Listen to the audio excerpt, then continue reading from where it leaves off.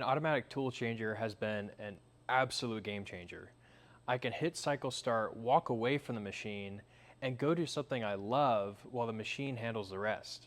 But what if you have a very long tool? So this has actually been one of the most interesting things. I've found that I had to get a side mount tool changer. I couldn't do an umbrella.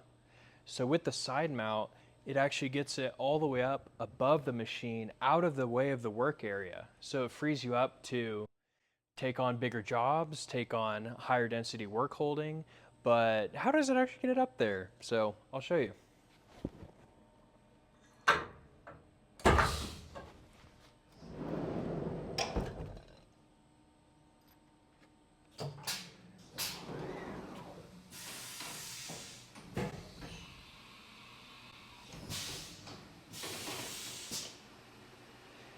So what it's doing is it's taking it, turning it horizontal, that way it's up and away from the table, gets it up into a 30 pocket tool changer way away from your workspace. It is one of the best parts about this machine, and I can't imagine living without it.